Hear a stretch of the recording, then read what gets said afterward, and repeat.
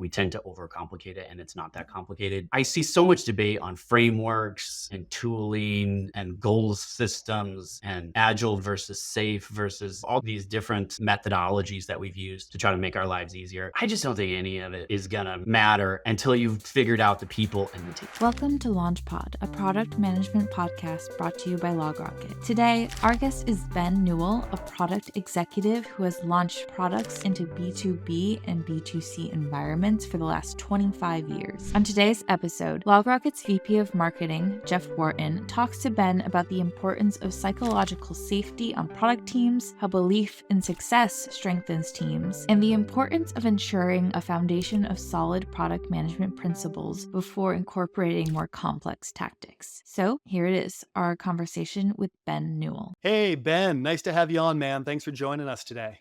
Thank you for having me, Jeff. It's nice. Pleasure to be here. I'm excited. I think we got a few things in common that I'm stoked to talk about here. But off the bat, we like to start with just a little bit of, let's warm up, let's get to know each other. So, product management is one of those things that it's so diverse and so differentiated across every company. And I've had this issue where my mother-in-law will say, like, she still doesn't know what I do. So when you're talking to a non-tech person, let's say like, an aunt or an uncle or a family member, how do you define or describe what product management is? Yeah. It's funny you asked this question because my kids, when I have a 14-year-old and a 12-year-old, Yeah. and when I ask them what I do, they say, Dad does clickety clack, zoom, zoom, which just means typing away on the keyboard and sitting in meetings. And a lot of days, product feels like that. But if I were to describe it to people, it's fairly straightforward to say, look, our job is to understand the problems that people face, to creatively come up with solutions to those problems, and then do the work to build and then get it in the hands of those customers. So, that's been a pretty straightforward way for me to think about product management. And actually, as I've gathered more experience in my career, I try to really come back to those principles a lot of just like, look, what are we doing here? Like, we're trying to understand the problems, we're trying to come up with solutions, and then we're going to get it in the hands of people and try not to overcomplicate it. I love it. At heart, right? I feel like that's the gist of almost any tech company you're going to be at is solve the problem, find it, define it, solve it, and ship a product that does that. So Yeah. I've had people go very esoteric on that and talk about having people operate in their, peak performance bubble or operate at the best thing they're at, as much as possible. And then, down to very operational. But I think that's a good one that really nails it in the bud concisely. Yeah. One I tell my family, that's for sure. Yeah. Yeah, exactly. People can understand it, right? So it works. A little bit more operational, but day to day, we all are ensconced in so many digital tools and things that help us throughout the day. What are 3 things you can't live without tool-wise throughout your day? Yeah, it's funny. I'm always on the lookout for new tools too. And I have like the remnants of them, like little timers and things that people have suggested over time. And like they're still just sitting there unused. For me, there's a few that are really important. One that I really miss a lot of being more remote as a product manager these days is a whiteboard.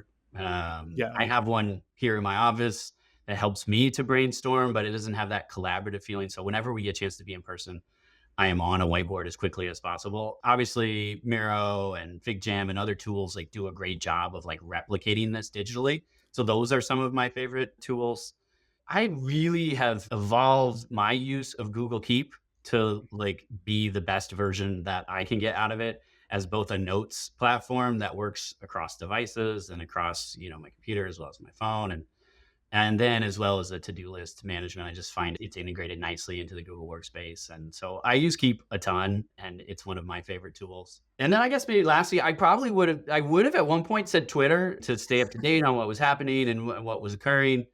Obviously Twitter evolved, but like I think I also evolved and I tended towards more long form content. And I really, when I wanted to learn about something, I wanted to spend more time with it. And so newsletters have been a great way to kind of bring that about. In Substack, I found to be a great platform to manage all of those together in one place. So my coffee each day starts with scrolling through kind of my Substack newsletters that are of interest to me across a multitude of things. I think as a product manager, not only, of course, do you need to keep up on product and what's going on in technology, but I find your better understanding of the world and what's going on culturally and problems that are existing helps you get at those, when we talk about what product management is, understanding the problems people face. Well, you kind of got to like look at lots of problems in order to understand what that looks like. So my Substack is a hodgepodge of all sorts of different things. Right. And the solve is always in context of the people you're solving for as well. Yeah, absolutely. And then finally, this I think this is my favorite one, but we all have opinions on product and what's going on and trends. What is an unpopular product opinion that you hold right now about product management or process or even just where it fits in the org? Yeah.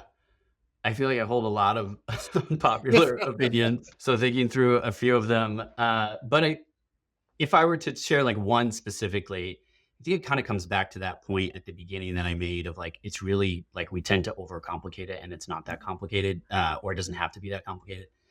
And I see so much debate on frameworks and tooling and goal systems and agile versus safe versus, all these different methodologies that we've used to try to make our lives easier, as well as tooling, whatever, pick your favorite tool of the day. I just don't think any of it really is going to matter until you've got figured out the people and the team. And if you understand what the people in your organization and what your team needs in order to succeed, and you then understand the different pros and cons of each of these frameworks and tooling opportunities, then you pick the right one for your situation that is going to get the most out of the people you're around and your team. And I just so often see teams start with tooling when they start thinking about whether it be a digital transformation or how do we improve our process. Like, I don't know what it is about it, but like people are so drawn to like, oh, well, let's just consult the tool and see what it will do. And I would so much rather just focus on, well, what do we think the right way is for us? And then we'll make the tool do it. And so I think none of those matter. The frameworks, toolings, of course you have to have one at one point, but like knowing the people and knowing the team, that's the most important. Yeah, I have fallen down the we will buy a tool to solve the problem rabbit hole before. And I think where I finally landed after escaping that hole multiple times is if you can figure out the problem you're solving and, really understand it and crystallize it well and have a good solve and have the right team there to help you, execute, you need to bring in tooling that's going to help you enhance that, but you're never going to be better than the strategy. Like the tooling is never be more useful than the strategy you're executing and your ability to execute. So, And almost all of the tooling these days is super flexible. yeah. And you can evolve to fit, whatever's going to work for you, no matter what it's happened. Yeah, I think that's one of those ones in the marketing world. I'm right there with you where most of it is, I won't say bad, but it's just nothing's going to enhance past understanding your users. Where do they want to learn or where do they want to be reached? What do they care about?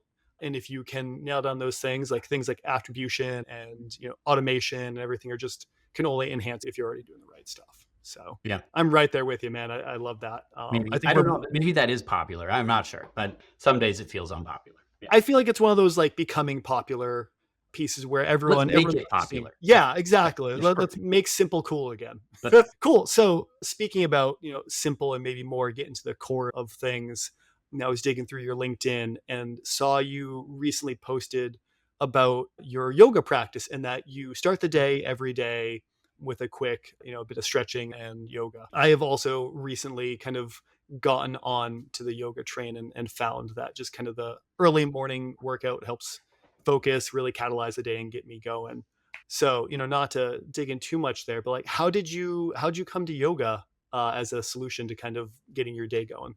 yeah, it's I would say it's somewhat organically, although there is kind of a genesis moment for me. I had been at the first company I started with, Sabre, travel technology company. I was there for 17 years, and it was fairly straightforward for me. I was known, I was respected well within the company. I was the youngest VP while I was there, and I just felt like it was time for me to do something different. And so I left and went to a kind of startup scale up called Like to Know It, which is in the influencer marketing space.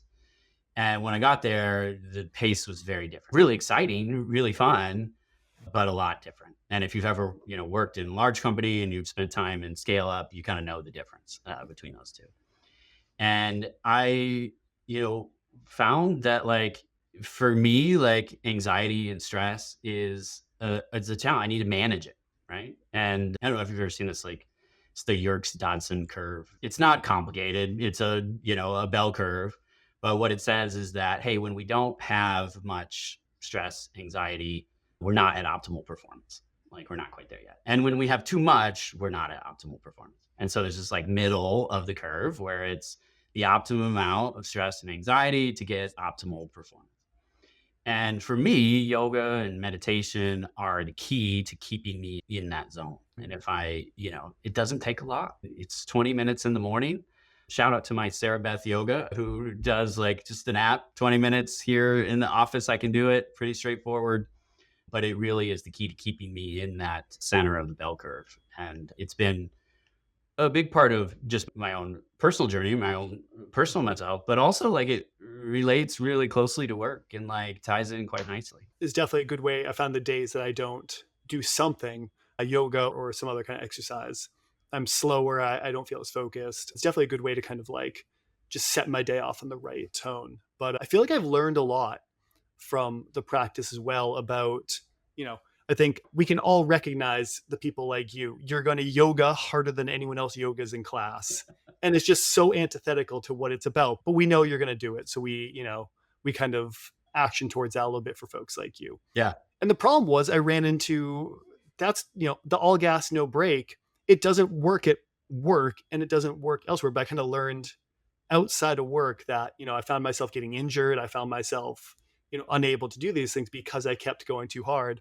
And I Yeah. realized pulling back there and being intentional about what am I trying to get out of each thing? If I go to the gym and lift weights, I'm trying to do something. If I go to yoga, I'm trying to stretch and recover a bit.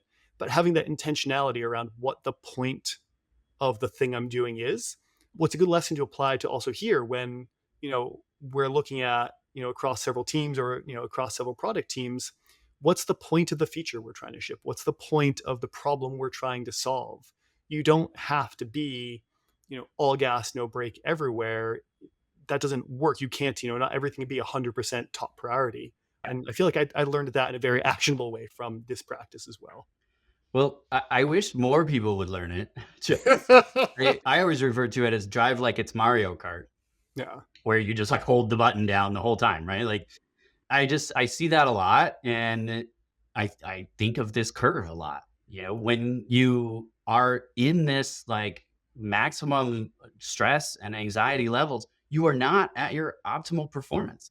I have some friends that are like, oh, yoga, oh, okay, kind of like Eastern. I'm like, guys, look, this is a scientifically known thing that if we try to operate with too much stress and anxiety, we're not at optimal performance. And so we can apply that right to work and look at it and say, hey, if we are not trying to optimize for, continuous improvement, things that help us understand the pace that we're going at, because this is a marathon, we're going to run it for forever. And ideally, we're just getting continually better and better. And, that's happened in yoga as well. Like when I first started, I could barely touch my toes. I wasn't flexible at all. I couldn't do any of the more challenging poses. And, some of them started to become like, I could kind of do it, So for me, it was like wild thing, which is like, flipping on your back, or wheel where you like do like a back bend. I still can't do that one. I couldn't do them when I started, but then I could. And so the practice and the like getting better at those. And now those are straightforward for me. I don't have any challenges with those. And now I'm like advancing to some more advanced poses like crow or headstand or some of these other different things. I saw your crow. It looked good. Oh, thank you. He's like, I can't believe you put that on LinkedIn. I'm like, it's okay. It's okay. To that point, right? Back to lessons I've taken away from here and we've been able to take away from here. One thing I think that helped me along my early career, a superpower of mine was I could work extremely hard, I could do the Mario Kart style, just keep your finger on the button and go. As you grow in your career, you find that's not always the best way. I've learned, a superpower only exists and is only beneficial in context. So I learned to, temper that and aim it and focus it and also know where, maybe we're getting more gains from a rest day to follow the metaphor. What on your end are, maybe skills that you've learned to develop and, maybe things that were superpowers that you learned how to better manage to get more out of it as you've kind of come up through your career? I love talking to my team members about this and helping to identify their superpowers and really lean into them for them. It's something that I have found to just be, even the words just have been really useful for team members. My performance reviews are pretty super straightforward. I've used the same template for, a decade. Three things we're really proud of, three of your strengths, and three opportunities for growth. What's interesting though is team members will often, I feel like they're just waiting for me to get to the opportunities for growth, especially those who are really driven, like those type A, like ability to just hold the B button down the whole time on Mario Kart, right? Like those team members are the ones who are just waiting for the opportunities for growth. And I always pause before we talk about strengths and explain this, that like, hey, you are going to get hired because of your superpowers. Like your career is going to go in this trajectory because of your superpowers.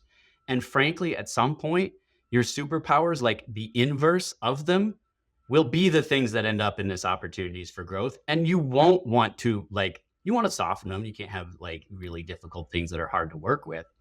But for example, for me, I've been told that I'm very good at understanding complex things, simplifying them, and then sharing them in inspiring ways with team members. And so, that's been something that I've continued to refine and speak publicly. I spoke at Mind the Product a couple years ago, which was a big bucket list item of mine, and I'm really proud to get a chance to do that.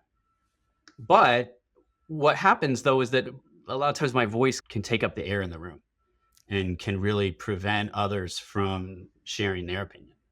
And so, yeah, I started to recognize this. And actually, I got this, it's here on my desk all the time. It's this little poker chip.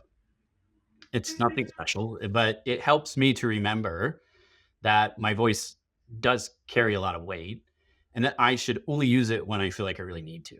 And so for me, it's about like holding this and waiting to play this point and waiting to speak more frequently than simply sharing my voice all the time. It tends to prevent others from speaking. So, the superpower being able to simplify things and share it and like inspire people to do so also has this inverse effect of taking out the air in the room. And so as I've worked with team members to think about what their superpowers are, we always talk about the inverse because you need to be aware of it and soften it. It's not going to go away because it's the inverse. And so I think at some point people start to understand that, and that really leads to like really getting the most out of what your superpowers are when you understand what the inverse is. Well, I mean, even if you look, this is not a new thing, the idea of focus on your strengths, right? This was back to what was the book in was it First Break All the Rules, I think, talks about focus on superpowers.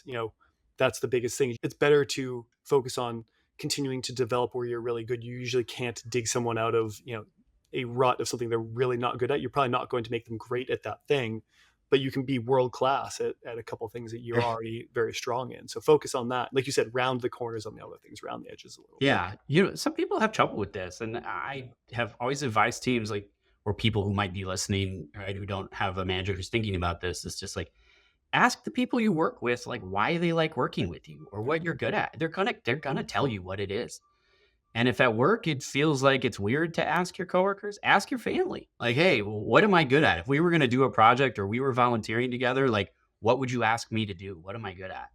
And, trying to get a sense of that and then continue to work on it is really important. So I want to pivot a little bit. I want to get your opinion. So speaking of being able to break stuff down and understand it and kind of, be insightful and inspiring, I have this theory and I'd love to get your feedback on it.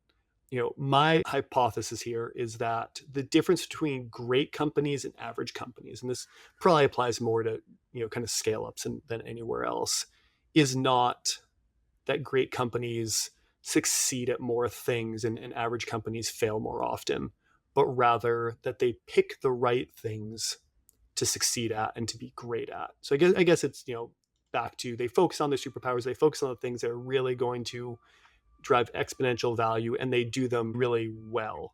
I guess just off the bat, like what's your reaction to that? How does that sit with someone like you who's you've probably seen from the product side a lot more than I have? Yeah.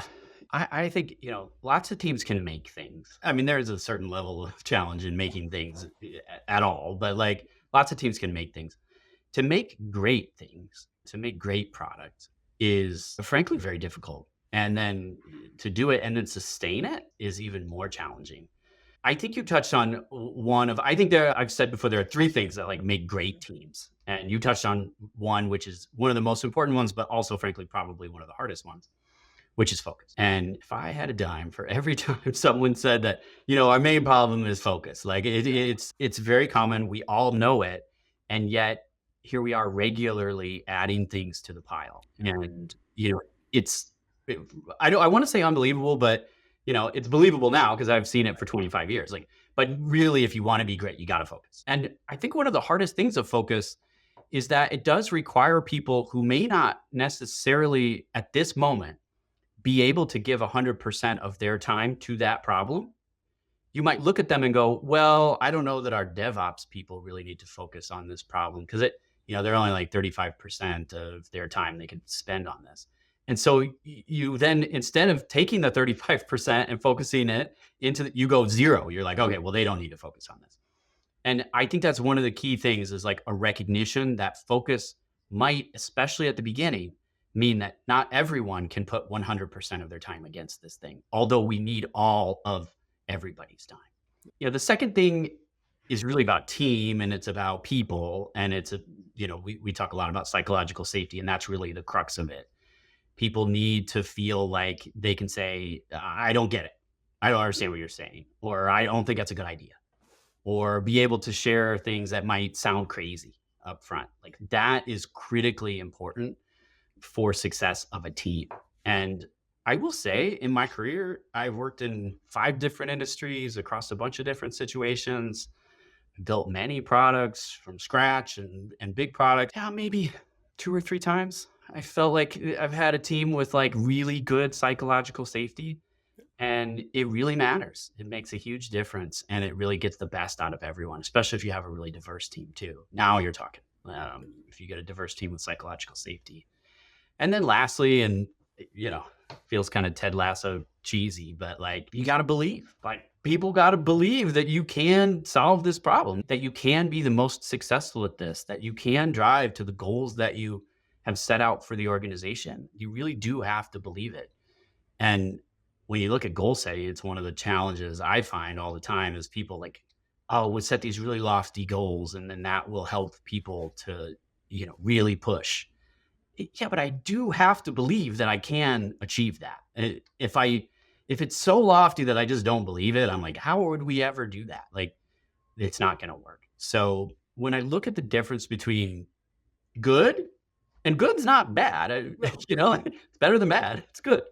The difference between good and great boils down to those 3 things. Focus. Do we have psychological safety as a team? And do we believe in this? Yeah. And it's really hard to get those things, and then even harder to maintain. Yeah, I mean, I think we've all been in or know someone who's been in the kind of team that has very low psychological safety. You can feel that the team is not, motivated. And it probably ekes out to they also don't believe as a result. But people don't, back to kind of operating at a high level of stress probably inhibits performance once it crosses a threshold. That puts you over that threshold pretty quick. Yeah. So if your meetings are like, everyone's camera off and no one's saying anything, it's not a good sign. You need a hard reset. Yeah, you need a hard reset. You're not gonna achieve great. But yeah, I mean, you bring up those 3 things. It's interesting because there is a almost dichotomy there that you have to pay attention to, where like, especially if you are a scale up, let's say, or that kind of startup scale up, high growth, or even a big company with a challenger product, you need to focus on the right things. You need the team that, feels safe, but they feel safe in also having the belief and almost the hubris that you can change this industry, but still the discipline to look at it and have that hubris while also saying, we need to focus on a few things. We can't do everything. We're not going to be world-class at everything. And it's a rare mix to be able to get that wisdom and that just drive and, ability to hit the B button when you need to. But also once in a while you need to, you need to hit the brake and maybe do a brake slide into a turn. So. Yeah. I mean, but you asked me to start, what are 3 tools you use each day? Or if I asked you to go to your phone and we were focused on software, I've done software and hardware and like this mix of real world stuff. But if I were to ask you to go to your phone and tell me the great things that are on your phone, the great products, not going to be that long. It's a couple, right? Yeah. So does everyone do it? Yeah. Even it's hard to make happen, and you want to set the goals for it, but also it's very difficult to build great things that people love that stand the test of time as well. Exactly. I think this brings us to a good point to kind of jump to.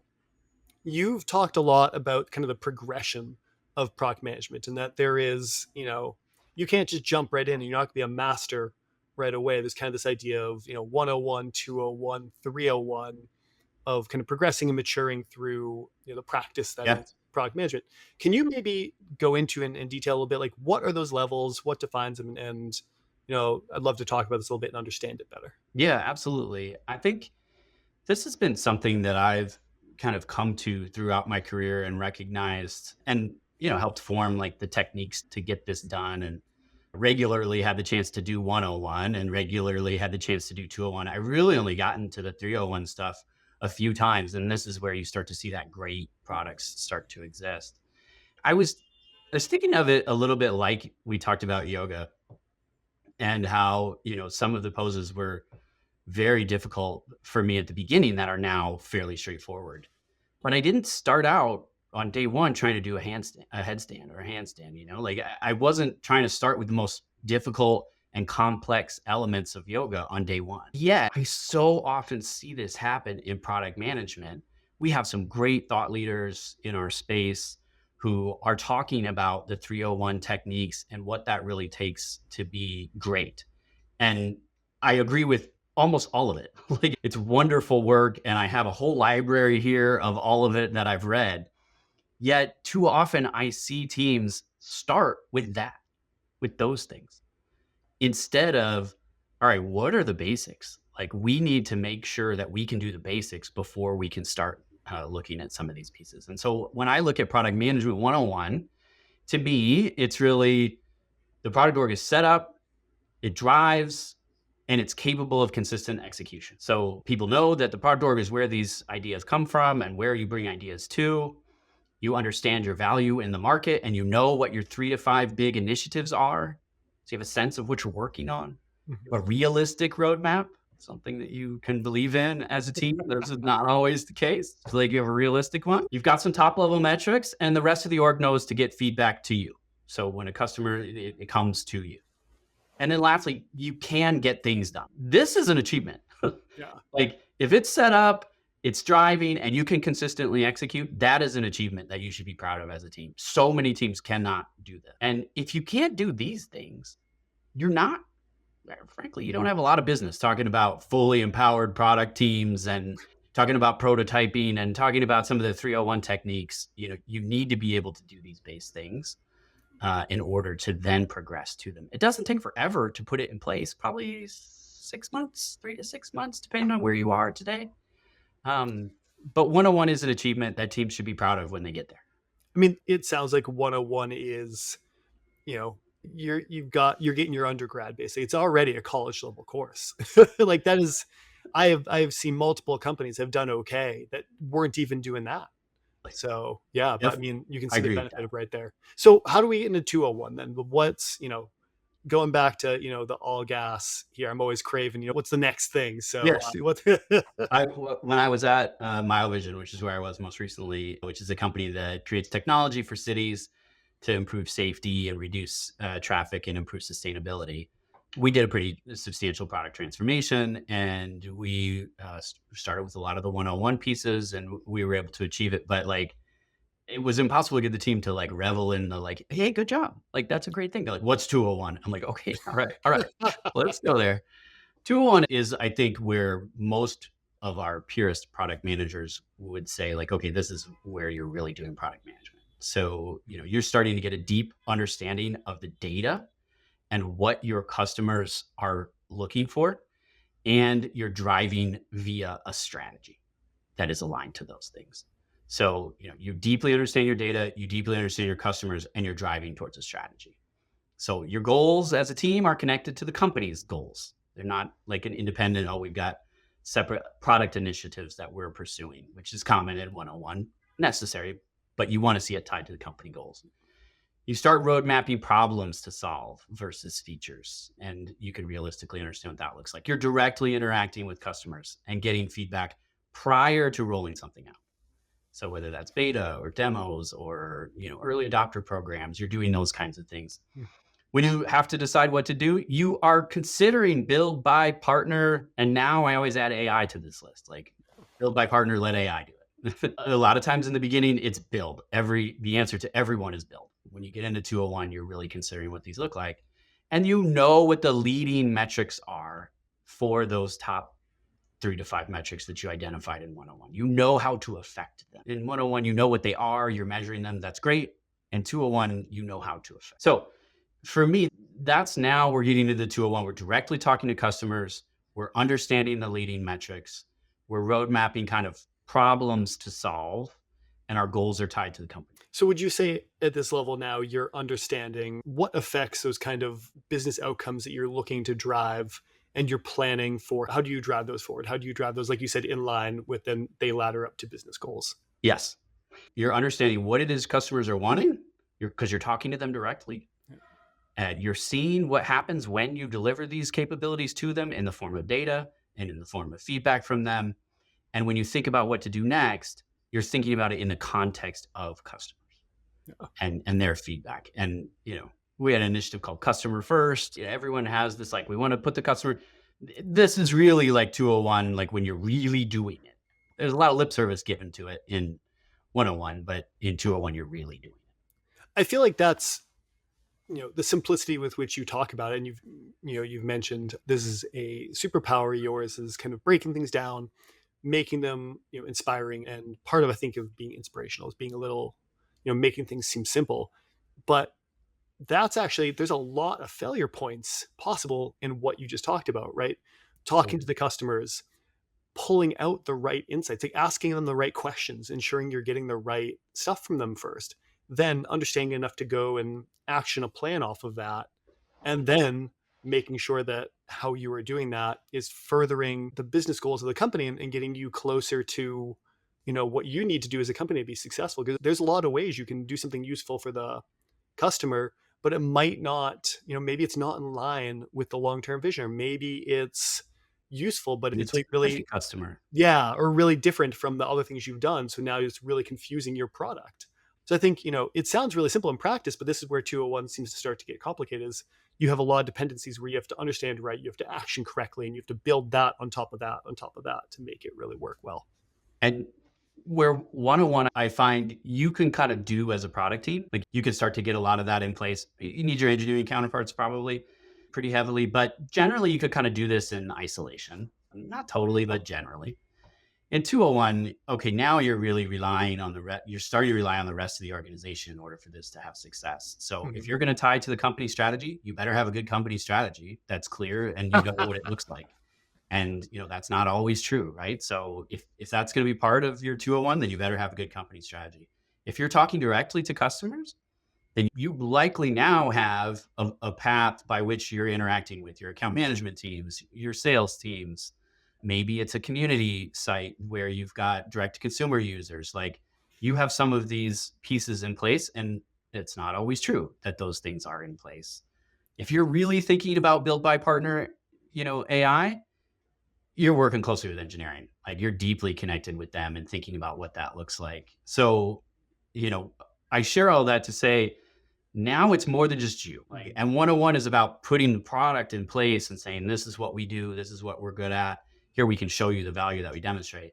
And now it's starting to bring the rest of the organization. 301 is where you're really getting the rest of the organization involved. And now you're talking about the team is the whole team. And I think when we talk about empowered product teams, which Marty Kagan, has spoken passionately about, and I love this concept, that team is not just product design engineering. It's account management, sales, support, all the rest of your organization coming together as a team to solve that. And that is, a core element of the 301 pieces. And when you're at 301, now you're talking empowered, cross-functional teams are experimenting regularly, and they have the systems and processes in place to like pivot quickly and make those adjustments. And a lot of people want to start there. When I'm getting started in an organization, people are like, we need to do this. I was like, I know we need to do that, but like, we can't just start doing handstands on the first day. Like, we've got to like stretch out. We got to like warm up. We got to get some of these things in place so we can make that. The simplicity with which you kind of lay it out belays the complicated nature of doing these things right. Like, this is something where execution really matters. And, what I heard someone say, your strategy is never better than the execution. So This is getting in the details, understanding, those nits about what does the customer need? How do you work with teams across the company to understand that and to build it? So You got to it's a be great good at framework. I appreciate management. you going through it. Like change management becomes really important here. There's a lot of Yeah. change in what I just described. So you better be good at it. Communication, you better be good at, because you're talking across the whole organization. Depending on the size of your teams, that can be very difficult. And then, of course, you need this like mentality of continuous improvement, which stems towards the psychological safety and the belief that we talked about as well. So you got to have those things too. While back to like, I can make it sound like it's simple, and ideally good things are simple, but it can be very difficult, and it generally is. Yeah. And so to dive into one thing there, because I think it sounds like an important part of that is you're probably not going to operate this way if you don't have a team that believes and is feeling psychologically safe. Like, I feel like it's very hard to do all those things right and have the confidence in yourself to crystallize these ideas and execute on them well and work across teams if the belief that you're doing, can achieve this isn't there, or if you don't feel like you're in a spot where you can action these safely and you're constantly just worried about, messing up or making a misstep.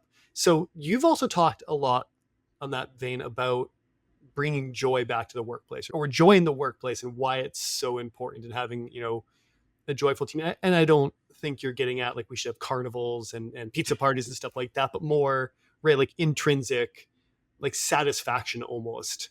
Yeah, I think of it like Joy. smiles is what Yeah. I think of. Yeah, you touched on a couple things there. One thing I want to say is you can't make all of it happen as the product leader. Like, you've got to get some teammates in the process of making this happen, of creating a psychologically safe environment.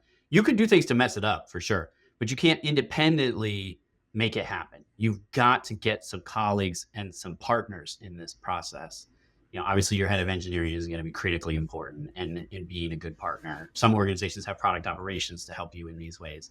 You got to reach out to your head of sales. You got to like make sure that it's not just you, that in these conversations without you, these things are getting repeated. And when that starts to come together, it's really exciting to get it moving and get it off the ground. There's a lot of smiles in that time and a lot of like, celebration. Now, how elusive is this? Because it seems like, where everyone talks about, we're post ZERP and all that. And there's been a lot of headwinds for a lot of companies. And I think, product, especially over the past 2 or 3 years, I think we've seen a lot of teams reduced in size quite a bit. It seems like it's easy to be joyful when you're in a psychologically safe environment and, you're showing a lot of progress, your company's doing well, things are humming. It seems like also you can, be churning revenue growth, but you can be in a not joyful org because, maybe that psychological safety isn't there, but just you got product market fit and you're going and you're banging stuff out. But it seems like the critical piece there, is it possible in an org that, maybe isn't performing or, is having a tougher time right now? How do you, look to bring joy in that kind of more tenuous environment where maybe they're not growing, 50% year over year or 100% year over year? They're not hitting goals necessarily, but Yeah. they're doing good product work still. Yeah, I think if there's one thing I could just like one point I could make, yes, you are correct. It is easier to smile when things are going well. There's less pressure, there's less anxiety. Again, if you think about the curve, you might not have enough to be an optimal performance, but it is easier. When things are going poorly, though, what I like really want people to understand is the answer is not no smiles. Like, I can guarantee that is not the answer. Like, the answer is, how do we continue to let people feel safe, and how do we create an environment of experimentation, of pressing forward, of optimal performance? Mhm. Because if we can't have that, we're definitely going to keep failing then. Like, the answer is not push people into the area where their performance starts to go. And yet that is almost always what happens when things start going poorly. We jam on the B button. We're like, work harder, work more, work harder. And we scientifically know that's not the answer. And yet we do it. And so, this is where like your experience as a leader and the discipline to know these things and say, yeah, I've been here before. I know what this looks like. The answer is not jam on the B button.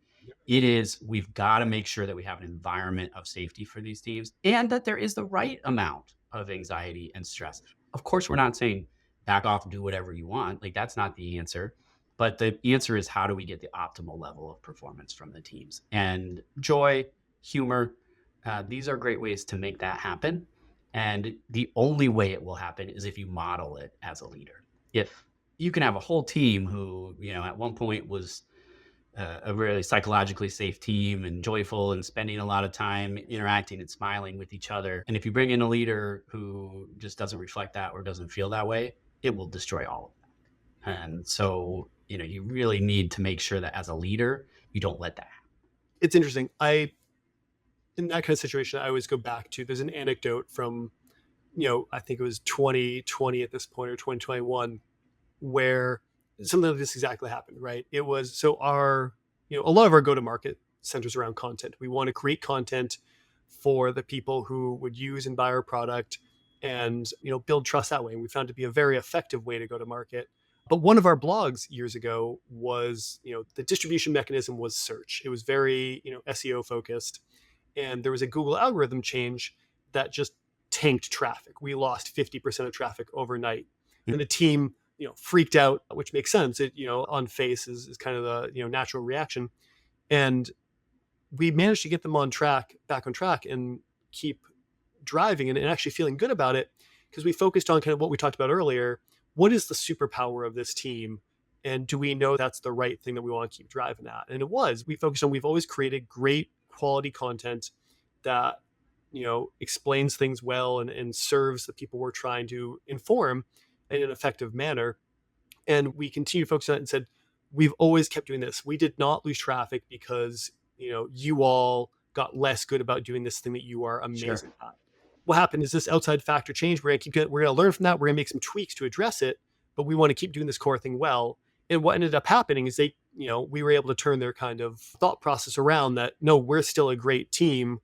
We're going to keep pushing.